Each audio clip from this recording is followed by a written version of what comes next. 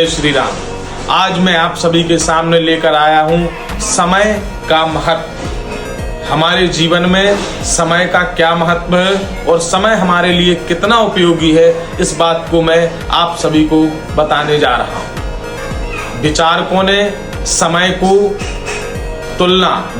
समय की तुलना धन से की है। इन्हीं विचारकों ने सलाह दी कि जो समय बीत गया उसके अनुभवों का लाभ तो लेना चाहिए, लेकिन उस पर पश्चाताप नहीं करना चाहिए कि समय निरर्थक बीत गया।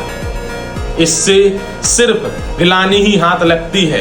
यदि अतीत के दिनों में किसी स्तर पर नासमझी हो गई तो उसे सुधार कर लेना चाहिए और आगे आने वाले समय को बेहतर बनाने के लिए योजना बनानी चाहिए कि हमारा आगे आने वाला समय कैसे अच्छा होगा। समय को बहुत बलवान माना गया है।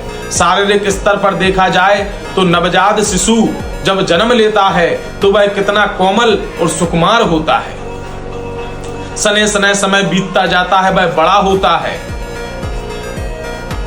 और उसकी कोमलता, उसकी मनमुग्धता क्षीण होने लगती है। एक समय आता है कि शरीर पर झुर्रियां होने लगती हैं, शरीर झरझर हो जाता है।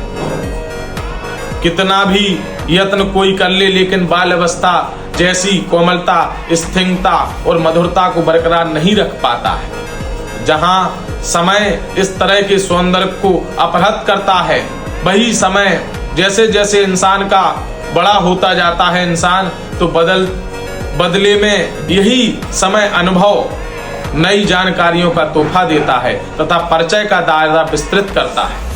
जब समय की यह गति है तो इसके साथ तालमेल बैठाना चाहिए। समय अपरत है तो वह दाता भी है, बशर्ते उसके द्वारा दी गई विशेषताओं को पूंजी के रूप में संभाल कर रखा जाए। समय की महत्ता को प्रतिपादित करते हुए कुछ कहा गया है कि यदि किसी दिन कोई नया काम ना किया गया हो, किसी नए व्यक्ति से परिचय ना हुआ हो, तो उस दिन को अपने जीवन में निकाल देना चाहिए और मान लेना चाहिए कि यह दिन उसके जीवन का निरर्थक दिन गया। नए नए काम करते रहना चाहिए, जिससे हमारे अंदर बहुआयामी प्रतिभा का विकास होता है। नए नए व्यक्तियों से परिचय होने पर जुड़ाव बढ़ता है।